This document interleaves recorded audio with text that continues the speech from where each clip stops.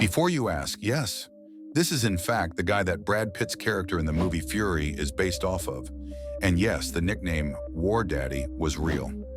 Lafayette G. Pool wasn't just a tank commander, he was the tank commander. A 6'3" Texas boxer who fought like a legend and led like a father. His crew called him War Daddy, and their tank, a souped-up M4A1W Sherman, was nicknamed In the Mood, painted right on the side.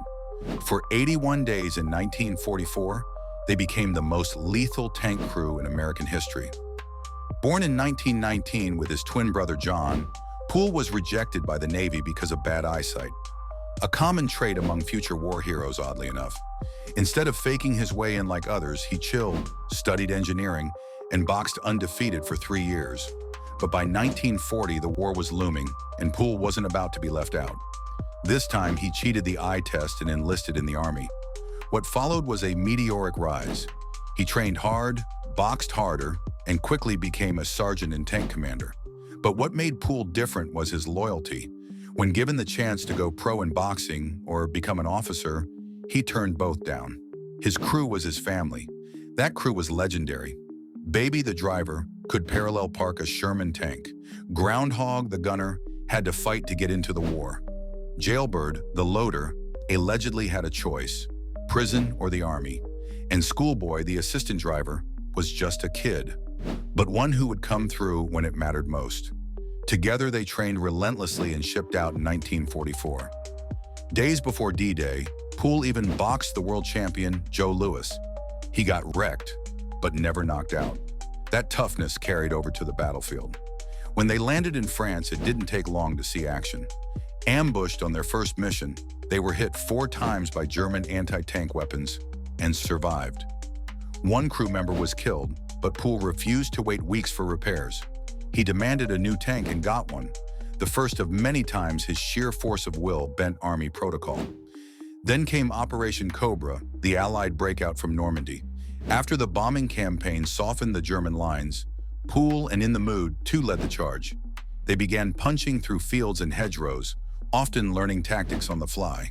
His aggressive style, firing at suspected ambush points before rolling through, saved lives and made him famous. Pool's crew spearheaded attack after attack, often moving so fast that high command had to tell them to slow down. But they wouldn't. They ambushed German convoys, destroyed an entire train loaded with Tiger tanks, and even turned a haul of French lingerie and perfume into a morale-boosting bonanza for their arrival in Belgium. At one point, Pool was ordered to use an older tank. He refused. When ordered again, he sent his crew away, then accidentally drove the tank into a lake. The Army chalked it up to a fluke and gave him a brand new one. That's how valuable Pool was. His luck wasn't just with the Germans. At one point, American planes mistakenly bombed their position, knocking out his tank. He still managed to save another wounded crewman under fire. Later, while pinned under another tank, Schoolboy reunited with a friend from basic training. They both thought the other was dead. They just laid there under a tank during a firefight, catching up. Classic Army stuff. Eventually, In the Mood 2 destroyed over 250 vehicles and was credited with taking out 12 tanks and 1,000 German soldiers.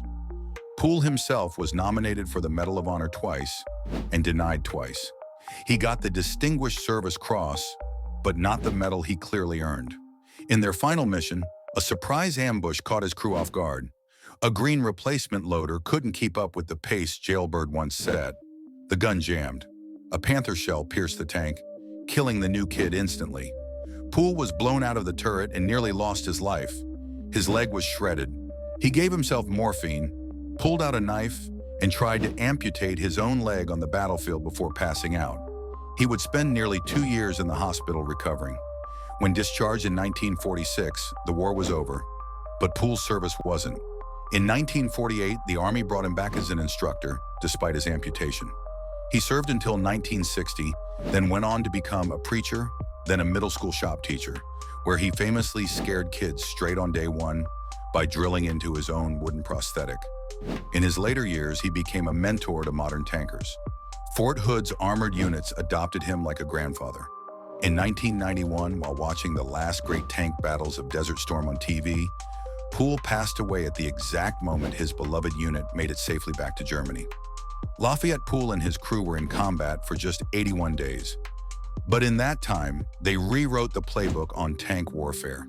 He was bold, brash, loyal to the bone, and possibly the most gangster tank commander America ever had.